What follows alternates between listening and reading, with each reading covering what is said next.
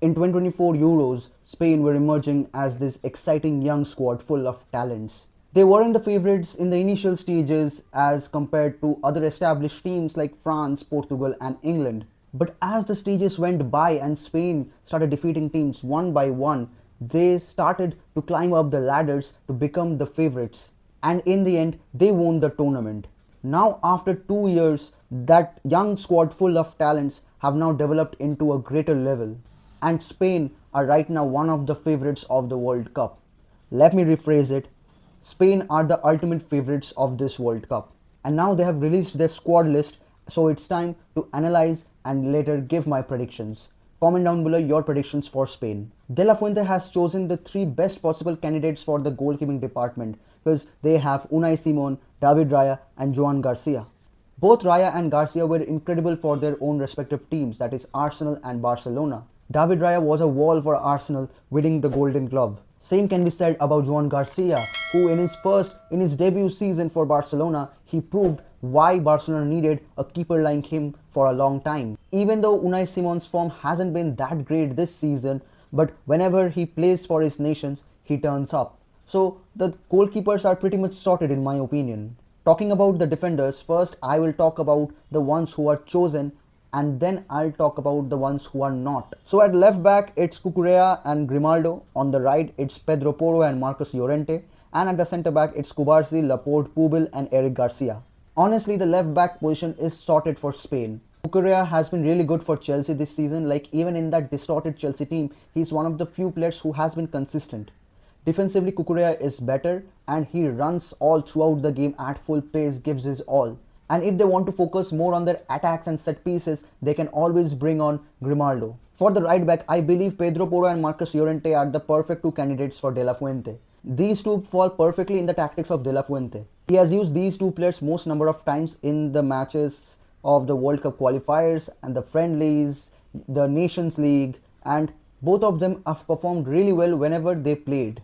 So I don't think anybody else could have gotten their positions. Now talking about the centre backs, I believe Cubarsí and Laporte might be the starting centre back pairing.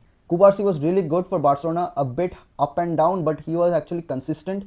He played in different centre back pairings like with Araujo, with Eric Garcia, with Gerard Martin, and he survived all of them. He did really good. On the other hand, Laporte could start alongside Cubarsí purely because of his experience. Because if it is for this season, I would prefer beside Cubarsí to play Marc Pubel.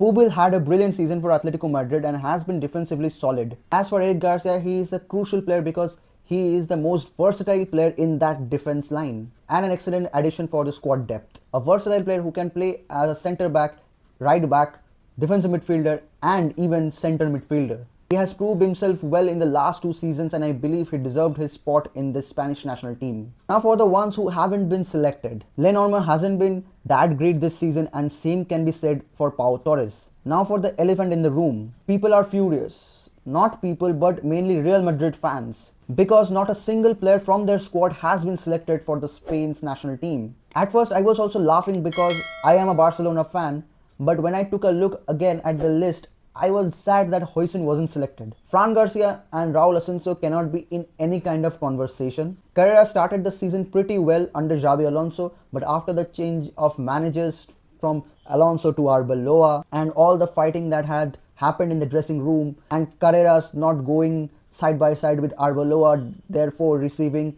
little to at least no minutes and then not playing for a long time, I guess it is obvious why De La Fuente did not go for him. The same can be said about Carvajal because he was also injured for a long time and he did not play, he did not get much minutes. He would have brought the experience for the Spanish national team. But Huijsen, man, he started the season so damn well, dipped a bit but recovered immediately. Whenever he did not play, Real Madrid were exposed. This is just for comparison and not like Huijsen should replace anyone from the squad, but just take a look. Great in duels, progressive passes and ball carrying. So it's a bit sad that he did not get selected. Now for the midfielders, we have Pedri, Fabian Ruiz, Zubimendi, Gavi, Rodri, Alex Baena and Mikel Merino. After looking at this, I feel sad for Fermin Lopez. 30 goals and assists in 48 games this season. One of the best attacking midfielders of this season, all across Europe. Now for the chosen midfielders, I have no words. The quality of each player, the versatility of each player and the skill set that they bring onto the table is really good. Pedri out there the best, if not the best midfielder right now, alongside Ballon d'Or winner Rodri and Champions League winner Fabian Ruiz. They also have Zubimendi, who has been incredible for Arsenal, controlling the pace and movement and everything. From Arsenal again, they have Mikel Merino, who being a midfielder is also a great goal scorer. Alex Baena, who is a number 10 but also a half-winger type of a player. But the one player that people dislike the most, Gavi. To me, he is a trump card for Spain. You see, it has been proved in many circumstances that Spain have been beaten when it comes to physicality. They might be the best team in terms of technical abilities, but they are not so damn much good when it comes to physicality. When it comes to teams like France and England or Portugal, they have players who are actually physical. All of Spain's players who are somewhat physical are defensive players. Gavi is the only physical player in that attacking half of the Spain squad. He is the perfect player De La Fuente could use in a 4-3-3 holding or as a false number 10 in a 4-2-3-1 formation. If he is played, he will prove everyone wrong, mark my words. Now for attackers, we have Oyarzabal, Dani Olmo, Nico Williams, Yeremy Pino, Ferran Torres, Borja Iglesias, Victor Munoz and Lamine Yamal. First of all, Yeremy Pino. He was good when he was at Villarreal, but after his move to Crystal Palace, he has not been himself. He will play as the backup of Lamine Yamal on the right because on the left, Spain have Nico Williams and Victor Munoz. Nico Williams has not been that great for Bilbao this season. We all know that, we have seen that, and that is the reason why Victor Munoz has been selected, because he is the right substitute, the right backup for Nico Williams. I am not that worried about the striker position because we have Oyarzabal, Ferran Torres and Borja Iglesias. Three of these players have competed for the Golden Boot of La Liga this season. Oyarzabal has proved everyone wrong every time he has played, but still he is one of the most underrated strikers. Ferran Torres has been the highest goal scorer in the league for Barcelona, I believe so, and Borja Iglesias has been incredible. So the striker department honestly for me is sorted. Even Dani Olmo can play as a false 9, but we all know that he will fall in the midfield as a number 10. What troubles me is that if by chance Lamine Yamal is not present in the squad list for any kind of match, it will be a bit difficult for them to create any kind of chances from the right hand side, and they might have to face a lot of trouble. Now in my France's video, I had mentioned that if France and Spain meet each other in any round, Spain will defeat France. You can see that video by clicking on the card above. But the reason I said that is very simple. France depends a lot on their physicality and attack.